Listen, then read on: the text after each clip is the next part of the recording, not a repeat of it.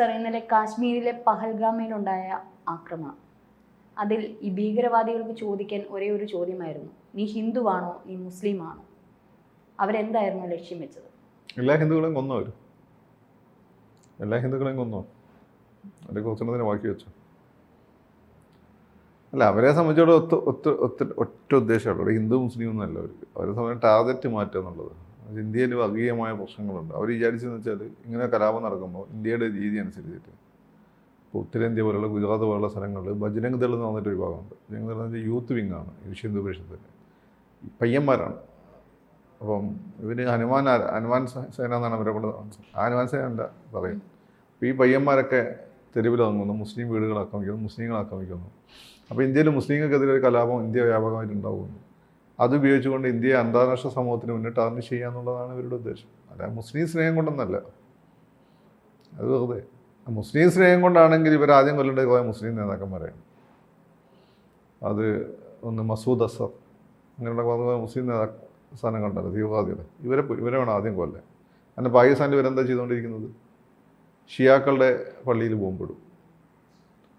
അതുപോലെ ബലൂചിസ്ഥാനിലെ മുസ്ലിങ്ങളെ വീട്ടിൽ കയറി പെമ്പിളെ തട്ടിക്കൊണ്ട് റേപ്പ് ചെയ്ത് കൊന്ന് റോഡിൻ്റെ സൈഡിലിടും പട്ടാളക്കാർ. ആണുങ്ങളാണെങ്കിൽ അതിഭീകരമായിട്ട് പീഡിപ്പിക്കും, ചിത്രവധം ചെയ്യും. ഈ മൃതദേഹത്തോട് പോലും ആദരവ് കാണിക്കണമെന്നാണ് ഇസ്ലാം പഠിപ്പിക്കുന്നത്. അങ്ങനെ പോലീസുകാർ ഈ തൊപ്പി മൃതദേഹം കാണുമ്പോൾ മാറ്റി വെക്കുന്നത് ആ ട്രഡീഷൻ തുടങ്ങുന്നത് മുഹമ്മദ് നബീൻ്റെ അടുത്തുനിന്നാണ്. അപ്പം ഇവർ കാണിക്കുന്നത് എന്താണ്? അപ്പോൾ ഇവരുടെ ഇസ്ലാമിക സേവനമാണ് ഇവരുടെ ലക്ഷ്യമെങ്കിൽ അവർ ആദ്യം ബോംബ് വെക്കേണ്ടത് പാകിസ്ഥാനിലാണ്. പാകിസ്ഥാനിലെ ഈ പള്ളിയിലൊന്നല്ല, ഈ മുല്ലാമാരുടെ മറ്റേ ഹെഡ് ക്വാർട്ടേഴ്സ് ഉണ്ടല്ലോ, അവിടെ പോയിട്ട് ബോംബ് വെക്കും. അത് ചെയ്തില്ലല്ലോ, ചെയ്തില്ല. അപ്പോൾ ഇത് ഉദ്ദേശം വളരെ കൃത്യമാണ്. ഇന്ത്യയിലൊരു കമ്മ്യൂണൽ വെനം സ്പറ ചെയ്യുക എന്നുള്ളതാണ് അവരുടെ ആവശ്യം. അപ്പോൾ സ്പറ ചെയ്ത് കഴിഞ്ഞാൽ സ്വാഭാവികമായിട്ട് ഇൻ്റർനാഷണൽ കമ്മ്യൂണിറ്റി ഇതിപ്പോൾ ഗുജറാത്ത് കലാപം ഇന്ത്യക്ക് ഉണ്ടാക്കിയ നാണക്കേട് പുറത്ത് വളരെ വലുതാണ്. ഇപ്പോൾ ഇവിടെ പലരും ഗുജറാത്ത് കലാപം നമ്മൾ മേത്തന്മാർക്ക് ഗംഭീര പണിയെടുത്ത് എന്ന് അഭിമാനിക്കും. ഞാൻ പലപ്പോഴും ആലോചിച്ചിട്ടുണ്ട്, എമ്പുരാനായിട്ട് വിവാദങ്ങളുടെ സമയത്ത് ഇവരെന്തിനും അത്രയും വിവാദം ഉണ്ടാക്കുന്നത്? സത്യത്തിൽ ഇവർ അഭിമാനിക്കില്ല, ഇവർ ആണത്തം കാണിച്ചതല്ലേ. ഇവരാണത്തം മേത്തന്മാരെ മൊത്തം എന്താണ് വിട്ടടിച്ച് നാശകോശാക്കി. അപ്പോൾ ഇവർക്ക് അതിൻ്റെ ഓർമ്മ എന്ന് വെച്ചാൽ ഇവർക്ക് അഭിമാനം ഉണ്ടാക്കേണ്ടതല്ലേ സത്യത്തിൽ, പലപ്പോഴും വിചാരിച്ചിട്ടുണ്ട്. അപ്പോൾ അത്തരം റെപ്യൂട്ടേഷൻസ് ഉണ്ടാകുമെന്നാണ് കരുതിയത്. അപ്പം പക്ഷെ അതുണ്ടായില്ല എന്നുള്ളത്. അവിടെയാണ് മോഡിയുടെ ഒരു വിജയം. മോഡി ആയതുകൊണ്ട്, കാരണം പിന്നെ മോഡിയാണല്ലോ മുമ്പ് ഗുജറാത്ത്, ഈ ഗോദ്ര സമയത്ത് ഗുജറാത്തിൻ്റെ മുഖ്യമന്ത്രി മോഡിയാണ്. അപ്പം മോഡി നിശബ്ദത പാലിച്ചുകൊണ്ടാണ് ഗുജറാത്ത് വലിയ കലാപം ഉണ്ടായത്. അപ്പോൾ അതുപോലെ ഇന്ത്യ ഒട്ടാകെ കലാപം ഉണ്ടാക്കാം. ഭൂരിപക്ഷം സംസ്ഥാനങ്ങൾ ഭരിക്കുന്നത് BJP ആണ്. മോഡിയാണ് ഇവിടെ ചോദ്യം ചെയ്യപ്പെടാത്ത BJPയുടെ നേതാവ്. RSSൻ്റെ തന്നെ രണ്ടാമത്തെ പ്രധാനപ്പെട്ട നേതാവ് ഒരുപക്ഷെ മോഡിയായിരിക്കും. മോഹൻജി ഭഗവത് കഴിഞ്ഞാൽ ഇപ്പോൾ അദ്ദേഹം പ്രചാരകൻ അല്ലെങ്കിൽ ഇൻ ദ സെൻസ് RSSൻ്റെ ഭാഗം അല്ലെങ്കിൽ പോലും. അപ്പം ഇതാണ് അതിൻ്റെ ഒരു കാര്യം. അപ്പോൾ അതുകൊണ്ട് ഈ ഉദ്ദേശത്തായിരുന്നു ഇവിടെയുള്ള സമാധാന അന്തരീക്ഷം തകർക്കുന്നുള്ളൂ. ഇവിടെ കുറച്ച് വലിയ കലാപങ്ങളും ഉണ്ടായിട്ടില്ല. പക്ഷേ പാകിസ്ഥാൻ പ്രതിരോധ മന്ത്രാലയം പറയുന്നത് തങ്ങളല്ല എന്നുള്ള രീതിയിലാണ്, ഞങ്ങളും ഭീകരവാദത്തിന് എതിരെയാണ്. ഒരു ഭയം അവർ കാണുന്നുണ്ട്. ഇന്ത്യ പ്രതിരോധിക്കുക അല്ലെങ്കിൽ ഇന്ത്യ അങ്ങോട്ട് ചെന്ന് എതിർക്കുമെന്നുള്ള ഒരു ഭയത്തിന് മുന്നോടിയായിട്ടായിരിക്കും ഇത്തരത്തിലുള്ളൊരു അവർ അതിനു മുമ്പേ ഒരു വാർത്തയിലേക്ക് വന്നത്. അപ്പോൾ അങ്ങനെയാണെങ്കിൽ പാകിസ്ഥാൻ അല്ലെങ്കിൽ ഭീകരവാദ സംഘടന തന്നെയായിരിക്കും. പാകിസ്ഥാനാണ് ഇതിൻ്റെ പിന്നിൽ. ഭീകരവാദികളൊന്നും പാകിസ്ഥാൻ ഇന്ത്യ പുറത്തുനിന്നൊരു സപ്പോർട്ട് ഇട്ടാൽ ഭീകരവാദികളൊന്നുമല്ല. ഫോർ എക്സാമ്പിൾ ഞാൻ പറഞ്ഞുതരാം. ഈ തമിഴ് തീവ്രവാദികൾ എന്തായിരുന്നു സംഭവം? സ്വന്തമായിട്ട് വ്യോമസേന, സ്വന്തമായി നാവികസേന, സ്വന്തമായി കരസേന, സ്വന്തമായി ടാങ്ക് സേന, സ്വന്തമായി ഗൊറില്ല പടയാളികൾ, സ്വന്തമായി പോലീസ് സ്റ്റേഷൻ, അങ്ങനെ എല്ലാ സംഭവം ഉണ്ടായിരുന്നല്ല. വനിതാ ചാവേറുകൾ ഉണ്ടായിരുന്നല്ല. എന്തായിരുന്നു അവരുടെ ബാക്ക്ഗ്രൗണ്ട്? എന്തായിരുന്നു അവരുടെ ബാക്കപ്പ്? ഇന്ത്യൻ്റെ സപ്പോർട്ടായിരുന്നു. ഇന്ത്യൻ്റെ സപ്പോർട്ട് രാജീവ് ഗാന്ധി ഭാഗത്തോടു കൂടി തീർന്നു. അപ്പോൾ എന്തായി? പിന്നെ രാജപക്ഷെ വന്നൊരു ഒറ്റ പൊളിക്കലായിരുന്നു. അവസാനം പിന്നെ എനിക്ക് കുട്ടികളെ എത്ര ഉപദ്രവികൾ, എത്ര ദ്രോഹികളുടെ മക്കളാണ് കുട്ടികളെ എന്തും ചെയ്ത് എനിക്ക് സഹിക്കാൻ പറ്റില്ല. അതുകൊണ്ടാണ് ഈ ഗുജറാത്ത് കലാപമൊക്കെ ഞാൻ പറയാറ്, എന്നെ ഭയങ്കരമായിട്ട് ഹോണ്ട് ചെയ്യാൻ. കാരണം കുട്ടികളോടും സ്ത്രീകളോടും കാണിച്ച അട്രോസിറ്റി. ആണുങ്ങൾ പരസ്പരം കൊല്ലുന്നത് ഞാൻ അവരെ കയ്യിരിപ്പുണ്ടെന്ന്. അപ്പം ഈ പിന്നെ ഇവരെന്താണ് അയാളെ ഈ വേലിപ്പിള്ള പ്രഭാകരൻ്റെ മകനെ വരെ അയാളെ മുന്നിൽ വെച്ചാൽ വെടിച്ചു വന്നത്.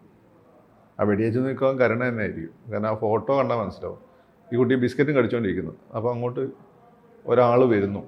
ഒരാൾ വന്ന് ആ കുട്ടിയുടെ മുഖത്തൊരു അമ്പരപ്പും പരിചയമുള്ള പോലെയാണ്. അത് മിക്കവാറും ഇയാളുടെ ഒരു ഒറ്റുകാരനുണ്ടാവും എപ്പോഴും, ഒരു ഒറ്റുകാരനുണ്ടാവും. അപ്പോൾ ഈ ഒറ്റുകാരനെ കണ്ട് ഈ കുട്ടി ഞെട്ടിപ്പോയി. അടുത്ത ഫോട്ടോയിൽ വെടികൊണ്ട് മരിക്കുന്നു, മരിച്ചു കിടക്കുന്നതാണ്. ആ മിക്കവാറും വെടിവെച്ച് കരുണായിരിക്കും, കരുണ ഇവരാരെങ്കിലും ആയിരിക്കും. കരുണ എന്ന് വന്നിട്ട് എളുപ്പം തമിഴ്നാട്ടിലെ വലിയ രാഷ്ട്രീയക്കാരനാണ്, തമിഴ്നാട്ടിലല്ല ശ്രീലങ്കയിൽ. അപ്പോൾ ഇതാണ് അതിൻ്റെ ഒരു കാര്യം. അപ്പോൾ അതുകൊണ്ട് ഈ പറഞ്ഞതുപോലെ ഇന്ത്യയിൽ പ്രശ്നം ഉണ്ടാക്കാനുള്ള പാകിസ്ഥാൻ്റെ ആവശ്യമാണ്. പാകിസ്ഥാൻ എന്നുള്ള രാജ്യത്തിൻ്റെ അതിൻ്റെ മിലിറ്ററി സെറ്റപ്പിനെ അതിനെ ബാക്ക് ചെയ്യുന്ന ഇൻ്റർനാഷണൽ ലോബിയുടെ ആവശ്യമാണ്. അപ്പോൾ ഈ ഇൻ്റർനാഷണൽ ലോബി ഇതിൻ്റെ പിന്നിലുണ്ടോയെന്ന് വെച്ചാൽ ഇല്ലയെന്നൊന്നും ഞാൻ പറയില്ല. നമ്മൾ പാകിസ്ഥാനിൽ എത്തിയിട്ട് നമ്മൾ ഇതവിടെ നിർത്തുക. കാരണം ഇന്ത്യയിൽ ഒരു പ്രോബ്ലം ഉണ്ടാക്കുക, മോഡിയുടെ അഹങ്കാരം കുറയ്ക്കുക. സാർ പറയുമ്പോൾ ഇന്ത്യൻ ജനതയുടെ ഇടയിൽ ഒരു കലാപം സൃഷ്ടിച്ചാലും പഴയ ഇന്ത്യക്കാരല്ല, കുറച്ചുകൂടി നമ്മുടെ തലമുറകളൊക്കെ വികസിച്ചു മതത്തിന്റെ ഒരു തീവ്രവാദമൊന്നും ഇപ്പൊ ജനങ്ങളുടെ ഇടയിൽ ഇല്ല എന്നുള്ളതാണ് ഞാൻ വിശ്വസിക്കുന്നത്. അങ്ങനെയാണെങ്കിൽ ഇവരുടെ ഈ ഒരു ഇന്നത്തെ ആക്രമണം വെറുതെ ആയിരിക്കും. അങ്ങനെയല്ലത്. ഇന്ത്യ പണ്ട് ആളുകളുടെ ഇടയിൽ അത്ര തീവ്ര മതചിന്താഗതി ഉണ്ടായിരുന്നില്ല. ഇപ്പോൾ ഹിന്ദുക്കളും മുസ്ലിങ്ങളും അടുത്ത് ഫ്രണ്ട്സ് കഴിയും. അധികം മുസ്ലിം യൂണിവേഴ്സിറ്റി സ്ഥാപിച്ചത് ഹിന്ദുക്കളായ ജന്മിമാരുടെ സപ്പോർട്ട് കൂടിയാണ്. ഹിന്ദു ജന്മിയുടെ മക്കൾക്കും മുസ്ലിം ജന്മിയുടെ മക്കൾക്കും ഒരു ഹോസ്റ്റലും സാധാരണക്കാരൻ്റെ മക്കൾക്ക് അവിടെ വേറെ ഹോസ്റ്റലായി. ഇപ്പോഴാണ്, ഇപ്പോൾ കേരളം തന്നെ നിങ്ങൾ നോക്കും, നമുക്കൊന്നും പറയാൻ പറ്റില്ല. എനിക്ക് കുരിശ് എന്ന് പറയാൻ പറ്റില്ല, നിങ്ങൾക്ക് ചന്ദ്രക്കല എന്ന് പറയാൻ പറ്റില്ല, എനിക്ക് RSSനെ പറ്റി നല്ലതുപോലും പറയാൻ പറ്റില്ല. ഇതാണ് ഇപ്പോഴത്തെ അവസ്ഥ. അതായത് കേരളം പോലും ഇതിന്നൊക്കെ വ്യത്യസ്തമായ സ്ഥലത്ത് കേരളം പോലും അതിഭീകരമായി വർഗീയവൽക്കരിക്കപ്പെട്ടിരിക്കുകയാണ്. പിന്നെ എന്തുകൊണ്ടാണ് അതൊരു കലാപത്തിലേക്ക് പോകാത്തതെന്ന് വെച്ചാൽ പിണറായി വിജയനോ മോഡിയോ ഇപ്പോൾ ഒരു കലാപം ആഗ്രഹിക്കുന്നില്ല. അവരൊരു കലാപം ആഗ്രഹിക്കേണ്ടത് ഇന്ത്യ മൊത്തം കത്തും. അതാണ് എൻ്റെ കാര്യം. ഇവിടെ നമ്മളെ പ്രൊട്ടക്റ്റ് ചെയ്യുന്നത് മറ്റേ പടം ഉണ്ടല്ലോ, എമ്പുരാൻ്റെ മുമ്പുണ്ട്, ലൂസിഫറിൽ പറയുന്ന പോലെ പ്രൊട്ടക്റ്റ് ചെയ്യുന്ന ആളുകളാണ്. അവരത് ആഗ്രഹിക്കാത്തതുകൊണ്ടാണ്. കേരളത്തിലാണെങ്കിൽ പിണറായി വിജയൻ, ഇന്ത്യയിലാണെങ്കിൽ മോഡി, അവരിപ്പോൾ ഒരു കലാപം ആഗ്രഹിക്കുന്നുണ്ട്. അതുകൊണ്ടാണ് ആളുകൾ ഭയങ്കര വർഗീയവാദിയാണ്, നിങ്ങൾ വിചാരിക്കുന്ന പോലെ ഒന്നല്ല. വേഷമെന്ന് വെച്ചിട്ടുണ്ടല്ല, ഫേസ്ബുക്കിലൊക്കെ ഇതായിരുന്ന കമൻറ്റ് നോക്ക്, പേരും ജാതിയും മതൻ്റെ പ്രശ്നമൊന്നുമില്ല, നമുക്കൊക്കെ മതമല്ലേ. വർഗീയത, അതിഭീകര വർഗീയത. ഞാൻ RSSനെ പറ്റി നല്ലത് പറഞ്ഞാൽ RSSകാരെ ചിലർക്ക് കുഴപ്പമാണ്.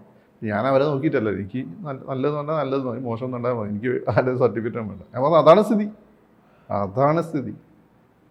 ഇപ്പോൾ നമുക്കറിയാം, പുതിയ വാർത്തകൾ വരുന്നത് കാശ്മീരി ജനത തെരുവിലേക്ക് ഇറങ്ങി പ്രതിഷേധിക്കുന്നു, പാകിസ്ഥാൻ പതാക കത്തിക്കുന്ന രംഗങ്ങളൊക്കെ ഇപ്പോൾ വാർത്താ മാധ്യമങ്ങൾ നിറഞ്ഞിരിക്കുകയാണ്. അതിനി ഒരു കലാപത്തിലേക്ക് പോകാൻ സാധ്യതയുണ്ടോ? പാകിസ്ഥാൻ ജനത ഇറങ്ങുന്നതല്ലതാണ്, പക്ഷേ ജനതേനുണ്ടല്ലോ, ജനങ്ങൾ ഒരുമിച്ച് നിൽക്കുമ്പോഴേ ഉള്ളൂ. അവർ വീട്ടിലേക്ക് എത്തിക്കഴിഞ്ഞാൽ അവർ വൾണറബിളാണ്. ഒരു AK-47 തോക്കിന് 200 റൗണ്ടോ മറ്റേ വെടിവെക്കുക, എന്നുവെച്ചാൽ ഏറ്റവും ചുരുങ്ങി 100 ആളെ കൊല്ലാൻ പറ്റും ഒരാൾക്ക് ഒരു തോക്കുണ്ട്. അപ്പോൾ ഈ ആളുകൾ വീട്ടിലെത്തി എത്ര ആൾക്ക് സംരക്ഷണം കൊടുക്കാൻ പറ്റും? അല്ലെങ്കിൽ കണ്ണൂരൊക്കെ പോലെ പാർട്ടി ഗ്രാമമായിരിക്കും. കണ്ണൂരൊക്കെ RSSന് CPMന് പാർട്ടി ഗ്രാമങ്ങളുണ്ട്. അവിടെ വേറെ ആർക്കും ഇതൊന്നും ചെയ്യാൻ പറ്റില്ല, ഗ്രാമം ഒരുമിച്ച് അങ്ങ് നിൽക്കും. ഈ ജനങ്ങളുടെ ഇടയിലുള്ള മതകലാപമല്ലാതെ ഇപ്പം നമുക്കറിയാം, കാശ്മീർ എന്ന് പറയുന്ന ഒരു ടൂറിസ്റ്റ് മേഖലയാണ്. 27 ലക്ഷം ജനങ്ങളാണ് ഇത്തവണ എത്തിയത്, 5 മടങ്ങ് സഞ്ചാരികളാണ് എത്തിയിരിക്കുന്നത്. അപ്പോൾ ഒരു ഭയമില്ലാണ്ട് ഒരു തണുത്ത അല്ലെങ്കിൽ നമ്മൾ അത്രയും മനോഹരമായ ഒരു സ്ഥലത്ത് ഒരു ഭയവുമില്ലാണ്ട് സഞ്ചാരികൾ എത്തുമ്പോൾ അതിലുള്ള അസഹിഷ്ണുതയോ മറ്റെന്തെങ്കിലും ആയിക്കോട്ടെ, അതൊന്നൊക്കെ സെക്കൻഡറി ആണ്. അങ്ങനെ ഭയമില്ലാതെ സഞ്ചാരികൾ എത്തുക എന്നുള്ള ഒരു സൂചനയാണ്. അതായത് അവിടെ ശാന്തമാണ്. അത് ഇന്റർനാഷണൽ കമ്മ്യൂണിറ്റി മുന്നിൽ കൊടുക്കുന്ന ഒരു മെസ്സേജാണ്, ഇവിടെ ഒരു പ്രശ്നമില്ല എന്നുള്ളത്. ഈ ഒരു മെസ്സേജ് ഇന്ത്യ കൊടുക്കാൻ പാടില്ല. അപ്പോൾ ആ മെസ്സേജ് കൊടുക്കാൻ പറ്റാത്ത അവസ്ഥ ഉണ്ടാക്കണം. അതിനുവേണ്ടിയാണ് ഈ സമയം. വേറൊരു കാര്യമുണ്ട്, ഞാൻ ഇന്റർനാഷണൽ കമ്മ്യൂണിറ്റിയെ പറയാൻ കാരണം വെച്ചാൽ മോഡി ഭയങ്കര മോഡി പ്രഭാവം വേൾഡിൽ ഫീൽ ചെയ്യുന്ന ഘട്ടമാണ്. ഇതുപോലെ മുമ്പ് ഒരു ഘട്ടം ഉണ്ടായിരുന്നു, ജവഹർലാൽ നെഹ്റുവിൻ്റെ ഫീലിംഗ്, ഒരു പവർ ലോകത്തിൽ ഫീൽ ചെയ്ത സമയത്ത്. അന്ന് നമ്മുടെ സുഹൃത്ത് എന്ന് പറയുന്ന അമേരിക്കയാണ് ചൈന എന്നുള്ള അവരുടെ ശത്രുവിനോട് പറഞ്ഞത് നെഹ്റുവിനൊരു പണി കൊടുത്തേക്ക് എന്ന്. രേഖകൾ ഇപ്പോൾ ഡീക്ലാസിഫൈ ചെയ്ത് വന്നിട്ടുണ്ട്. അമേരിക്കയുടെ സപ്പോർട്ടോട് കൂടിയിട്ടാണ് ചൈന കഥ അടിച്ചത്. അതോടുകൂടി ജവഹർലാൽ നെഹ്റുവിൻ്റെ ഇമേജ് മൊത്തം പോയി. അതുപോലെ മോഡീൻ്റെ ഇമേജ് ഒന്ന് ഡിമാക്കാം. ആ ഇമേജ് അവർ വന്ന മോഡിയുടെ അഹങ്കാരം ഒന്നാണ്. അഹങ്കാരമാണ്. മോഡി ഒന്നേ കാര്യങ്ങൾ ചെയ്തു, നെഹ്റു ഒന്നേ കാര്യങ്ങൾ ചെയ്തിരുന്നു. അതുകൊണ്ട് ഇവർക്ക് ഉണ്ടാകുന്ന കണ്ണ് കെട്ടിയിട്ടുണ്ട്. അത് പാകിസ്ഥാൻ തീവ്രവാദികൾ ഉപയോഗിച്ച് ചെയ്യുന്നതേ ഉള്ളൂ. ഈ ആക്രമണത്തിന്റെ ലക്ഷ്യം എന്താണെന്ന് നിലവിൽ നമുക്ക് ആർക്കും അറിയില്ല. നമ്മുടെ ചില ഊഹാപോഹങ്ങളൊന്നല്ല, ലക്ഷ്യത്തിലേ ഉള്ളൂ. ഇന്ത്യക്ക് ഇപ്പോൾ ഇന്റർനാഷണൽ കമ്മ്യൂണിറ്റി ഒരു ഇന്ത്യയുടെ ജസ്റ്റ് ഒരു പോസ്റ്റർ ഉണ്ടല്ലോ, ആ പോസ്റ്റർ തകർക്കുക എന്നുള്ളത്. രണ്ടാമത്തെ കാര്യം എന്ന് വെച്ചാൽ ഈ പറയുന്നതിൻ്റെ മാതിരി ഈ ഇന്ത്യയിൽ ഇതിൻ്റെ പുറത്ത് കലാപങ്ങളുണ്ടാവും. കലാപം കണ്ടാൽ മുസ്ലിംസ് വേട്ടയാടപ്പെടുന്നു. അപ്പോൾ മുസ്ലിംസിനെ തകർക്കുന്നു, അല്ലെങ്കിൽ മുസ്ലിംസിനെ വേട്ടയാടുന്നു, ന്യൂനപക്ഷങ്ങൾ വേട്ടയാടുന്നു എന്ന് ഇന്റർനാഷണൽ കമ്മ്യൂണിറ്റിയെ മുന്നിൽ വരുത്തി തീർത്തിട്ട് ഇന്ത്യക്കെതിരെ ഉപരോധമൊക്കെ കൊണ്ടുവരണം, അതാണ് പരിപാടി. പക്ഷേ ഈ പഹൽഗാമയിലോട്ട് എത്തിയത് എങ്ങനെയാണ്? അവിടെ ഒരു ചോദ്യം വരുന്നു. അതാർക്കുമല്ല, ഈ ജനങ്ങൾ നിങ്ങൾ എന്നെയൊക്കെ ആർക്കും വേണ്ടിട്ട് അതിട്ട് ചെയ്യുക. നിങ്ങൾ സ്കൂട്ടർ ഓടിച്ച് ഞാൻ കാർ ഓടിച്ച് വരുമ്പോൾ ഏതെങ്കിലും 4 പേര് എന്തെങ്കിലും ആക്സിഡൻറ്റിൻ്റെ കാര്യം വന്നാൽ ആ സിനിമാ നടി ഇങ്ങനെ ചെയ്ത പോലെ ചെയ്താൽ എന്ത് ചെയ്യും? ഒന്നും ചെയ്യാൻ പറ്റില്ല. We are vulnerable. ഞാൻ പലപ്പോഴും വിചാരിക്കാറുണ്ട് ഡാഷിൽ ഒരു കത്തിയേറ്റ റിവോൾവറിന് ലൈസൻസ് എടുത്താലോ. ഇനി എൻ്റെ ഒരു ഫ്രണ്ട് എൻ്റെ ബന്ധു എന്നോട് പറഞ്ഞു, ഒരിക്കലും ആയുധം കൊണ്ടു നടക്കരുത്. മനസ്സ് അതിനോട് കൈവച്ച് കഴിഞ്ഞാൽ പിന്നെ അതൊന്നും രക്ഷപ്പെടാൻ പറ്റില്ല. കൂടുതൽ വാർത്തകളും വിശേഷങ്ങളും നിങ്ങളിലേക്ക് എത്താൻ ABC മലയാളം സബ്സ്ക്രൈബ് ചെയ്യുക, ബെൽ ബട്ടണും അമർത്തുക.